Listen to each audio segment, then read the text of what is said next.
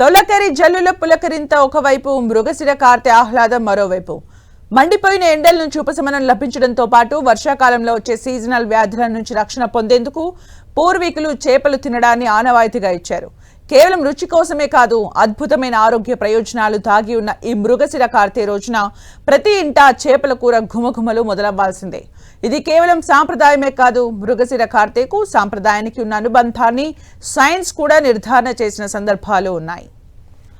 హైదరాబాద్ లో పెద్ద ఎత్తున మృగశిర కార్తె రోజు శ్వాసకోశ వ్యాధులకు చాప ప్రసాదం పంపిణీ చేయడం వందల ఏళ్ల నుంచి వస్తున్న ఆనవాయితీ. అయితే రేపు ప్రారంభమయ్యే మృగశిర కార్తె రోజున గోదావరి జిల్లాలో ఆక్వా రైతు సంఘం నేతలు పెద్ద ఎత్తున చేపలు, రొయ్యలతో ప్రజలకు భోజనాలు అందించే ప్రక్రియకు శ్రీకారం చుట్టారు.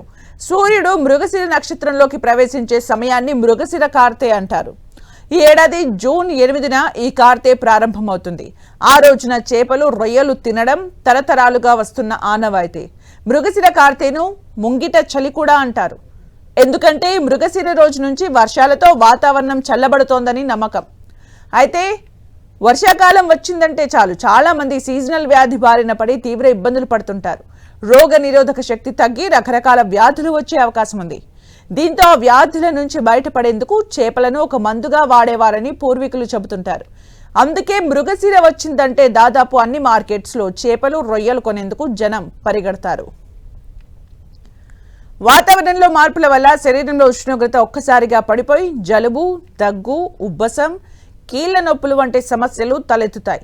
చేపలు, రొయ్యల్లో ఒమేగా-3 ఫ్యాటీ యాసిడ్స్, ప్రోటీన్లు, విటమిన్ డి పుష్కలంగా ఉంటాయి. ఇవి శరీరానికి అవసరమైన వేడిని అందించి వ్యాధి నిరోధక శక్తిని పెంచుతాయి.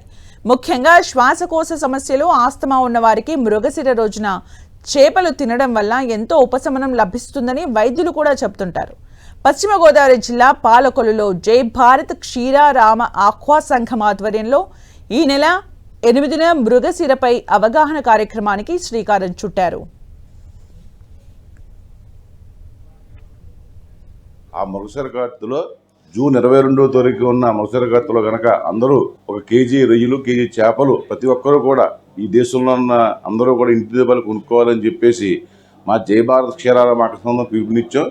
దానికి ముఖ్య ఉద్దేశం ఏదైతే రొయ్యలో కానీ చేపలో కానీ ప్రోటీన్ ఉండటం, దానివల్ల ఆరోగ్యం పెంచుకోవటం, అటువంటి ఏదైతే ఉందో దాని పూర్వం పెద్దలు ఈ మృగశిర కార్తెలో మనందరూ కూడా ఈ రొయ్యలు, చేపలు తిని ఆరోగ్యంగా ఉండేవారు.